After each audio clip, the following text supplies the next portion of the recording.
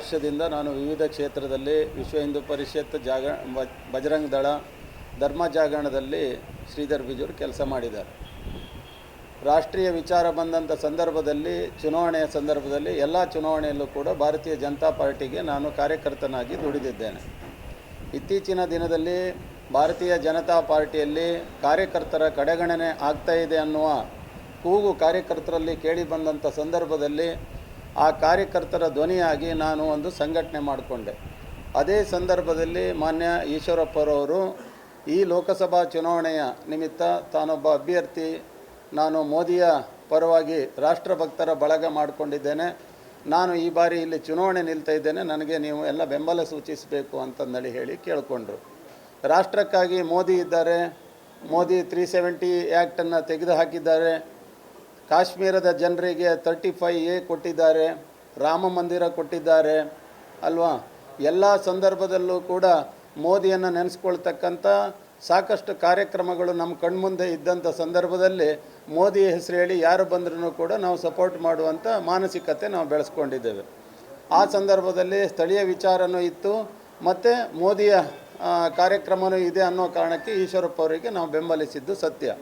ನಾವು ಕಾರ್ಯಕ್ರಮ ರೂಪುರೇಷೆ ಮಾಡಿ ಕಾರ್ಯಕ್ರಮಗಳನ್ನು ಸೆಟ್ ಮಾಡಿಬಿಟ್ಟು ಅವ್ರ ಜೊತೆ ಸೇರಿಕೊಂಡು ಚುನಾವಣೆಗಿನ್ನೇನು ಇಳಿಬೇಕು ಅಂತಂದೇಳಿ ಹೇಳುವ ಸಂದರ್ಭದಲ್ಲಿ ಅವರು ಮೋದಿಯ ಹೆಸರಲ್ಲಿ ಟಾರ್ಗೆಟ್ ಮಾಡಿದ್ದು ಖಾಲಿ BJPಯ ಮತಗಳನ್ನು ಮಾತ್ರ ಟಾರ್ಗೆಟ್ ಮಾಡಿ ಮೋದಿ ಹೆಸರಲ್ಲಿ ಅಂತಂದೇಳಿ ಹೇಳಿದರು. ಹಾಗೆ ಕಾಂಗ್ರೆಸ್ಸಿನ ಮತಗಳನ್ನು ಟಾರ್ಗೆಟ್ ಮಾಡ್ತಕ್ಕಂಥ ಯಾವುದೇ ಮಾನಸಿಕತೆ ಅವರಿಗಿರಲಿಲ್ಲ. ಇದರ ಹಿಂದೆ ಇರ್ತಕ್ಕಂಥ ಅಜೆಂಡಾ ನಮಗೆ ಅರಿವಾಯಿತು. ಇದು ಮೋದಿಯ ಮತಗಳನ್ನು ಮೋದಿ ಹೆಸರಲ್ಲಿ BJPಯ ಮತಗಳನ್ನು ಗಳಿಸಿ ಕಾಂಗ್ರೆಸ್ಸನ್ನು ಗೆಲ್ಲಿಸುವಂಥ ಹುನ್ನಾರ ಇದರಲ್ಲಿ ಅಡಗಿದೆ ಅಂತಂದೇಳಿ ತದನಂತರ ನಮಗೆ ಗೊತ್ತಾಗಿ ನಾವು ಹಿಂದೆ ಸರಿದ್ವಿ. ಅದೇ ಸಂದರ್ಭದಲ್ಲಿ ನೇಹಾಳ ಹತ್ಯೆ ಆದಂಥದ್ದು ಅದು ಮಾನಸಿಕವಾಗಿ ನಮಗೆ ವೇದನೆಗೊಳಗಾಗಿದೆ.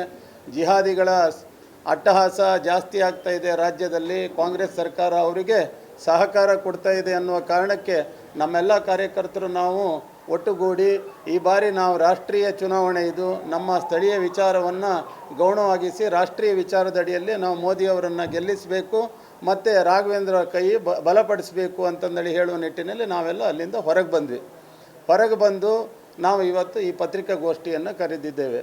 ಎಲ್ಲ ಸ್ಪಷ್ಟನೆಗೂ ನಿಮ್ಮ ಎಲ್ಲ ಪ್ರಶ್ನೆಗಳಿಗೂ ನಾನು ಸ್ಪಷ್ಟನೆ ಕೊಡಲಿಕ್ಕೆ ಸಿದ್ಧನಿದ್ದೇನೆ.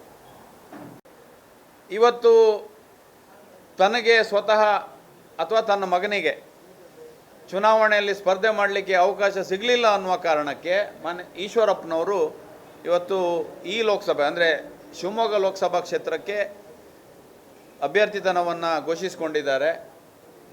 ಅದರ ಜೊತೆಗೆ ಆಯಾಯ ಕ್ಷೇತ್ರದಲ್ಲಿ ಒಂದಷ್ಟು ಜನ ಕಾರ್ಯಕರ್ತರನ್ನು, ಅದು ಹೇಗೆ ಸಂಪರ್ಕ ಮಾಡಿದ್ರು ಏನೋ ನಮ್ಗೆ ಗೊತ್ತಿಲ್ಲ, ಒಂದಷ್ಟು ಜನ ಕಾರ್ಯಕರ್ತರನ್ನು ಅವರು ಕರ್ಕೊಂಡು ಹೋಗಿದ್ದಾರೆ.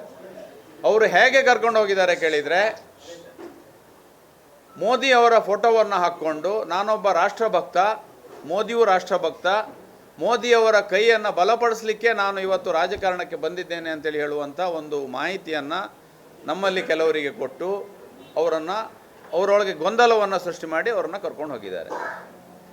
ಇವತ್ತು ನಮಗೆ ತಿಳಿದುಪಟ್ಟಂಥ ವಿಷಯ ಏನು ಕೇಳಿದರೆ, ಯಾರು ಈ ಫೋಟೋವನ್ನು ತೋರಿಸಿ ಅವರ ಎಜೆಂಡಾ ಏನಿದೆ ಅದನ್ನು ಹೇಳಿದ್ದು ಕೇವಲ ಅವರ ಸ್ವಾರ್ಥ ಸಾಧನೆಗೆ ಹೊರತು ಅದು ರಾಷ್ಟ್ರದ ಉದ್ಧಾರಕ್ಕೂ ಅಥವಾ ಕ್ಷೇತ್ರದ ಉದ್ಧಾರಕ್ಕೂ ಅಲ್ಲ ಅನ್ನುವಂಥದ್ದು ಅಲ್ಲಿಯೇ ಹೋದಂಥ ಒಂದಷ್ಟು ಯುವಕರಿಗೆ ಇವತ್ತು ಅರ್ಥ ಆಗಿದೆ.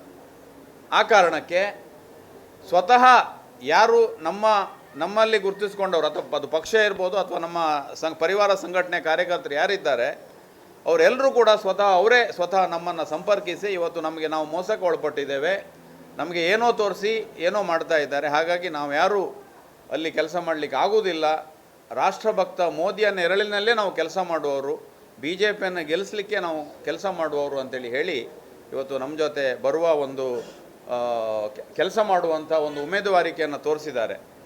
ಅಲ್ಲಿ ವ್ಯಕ್ತಿ ಮುಖ್ಯ ಆಗಿದ್ದಾರೆ, ನಮಗೆ ಇಲ್ಲಿ ದೇಶ ಮುಖ್ಯ ಆಗಿದೆ. ಹೋದವರಿಗೆ ಅರ್ಥ ಆಗಿದೆ, ಇಲ್ಲಿ ವ್ಯಕ್ತಿ ಮುಖ್ಯ ಆಗಬಾರ್ದು, ದೇಶ ಮುಖ್ಯ ಆಗಬೇಕು ಅನ್ನೋದನ್ನು ಅವರಿಗೆ ಮನವರಿಕೆ ಆಗಿದೆ. ಹಾಗಾಗಿ ಇವತ್ತು ನನ್ನ ಮಿತ್ರ ಕೂಡ ಹೌದು ಶ್ರೀಧರ್ ಬಿಜೂರು ಅವ್ರು ಹೋಗಿದ್ದಾರೆ. ಅವ್ರಿಗೆ ವೇದನೆ ಆಗ್ತಾ ಇದೆ, ನಾನು ಯಾಕೆ ಹೋಗಿದ್ದೇನೆ ಅಂತೇಳಿ ಹೇಳುವಂಥ ವೇದನೆ ಅವರಿಗೆ ಆಗ್ತಾ ಇದೆ. ಇವತ್ತು ಆ ಕಾರಣಕ್ಕಾಗಿ ಇಲ್ಲಿ ನಾವು ಪ್ರೆಸ್ ಮೀಟನ್ನು ಕರೆದು ಉಳಿದದನ್ನು ವಿಚಾರಗಳನ್ನು ಅವರೇ ಮಾತಾಡ್ತಾರೆ. ಮತ್ತು ನಮ್ಮ ಲೋಕಸಭಾ ಕ್ಷೇತ್ರದ ಸದಸ್ಯರ ಬಗ್ಗೆ ನಮಗೆಲ್ಲರಿಗೂ ಗೊತ್ತಿರುವಂಥ ವಿಚಾರಗಳು, ಕಾರ್ಯಕರ್ತರ ನಡುವೆ ಉತ್ತಮವಾದಂಥ ಸ್ಪಂದನೆ, ಸರಳ ಸಜ್ಜನಿಕೆ ಒಬ್ಬ ವ್ಯಕ್ತಿ, ಅದೆಷ್ಟೋ ಅನುದಾನಗಳನ್ನು ಈ ಕ್ಷೇತ್ರಕ್ಕೆ ತಂದಂಥ ಒಬ್ಬ ನಾಯಕ, ಅವರ ವೈಯಕ್ತಿಕ ನಡವಳಿಕೆಗಳು ಕೂಡ ಪ್ರತಿಯೊಬ್ಬ ಕಾರ್ಯಕರ್ತನೂ ಮೆಚ್ಚುವಂಥ ರೀತಿಯಲ್ಲಿದೆ. ಹಾಗಾಗಿ ನಮ್ಮ ಅಭ್ಯರ್ಥಿಯನ್ನು ಮೀರಿ ಇನ್ನೊಬ್ಬರು ಇಲ್ಲೆಲ್ಲೂ ಕಾಣಲಿಕ್ಕೆ ಸಾಧ್ಯ ಆಗುವುದಿಲ್ಲ ಅನ್ನೋ ಕಾರಣಕ್ಕೆ ನಾವೆಲ್ಲರೂ ಇವತ್ತು ಒಗ್ಗಟ್ಟಾಗಿ ಒಮ್ಮನಸ್ಸಿನಿಂದ ಭಾರತೀಯ ಜನತಾ ಪಾರ್ಟಿಯನ್ನು ಗೆಲ್ಲಿಸಬೇಕಾಗಿದೆ.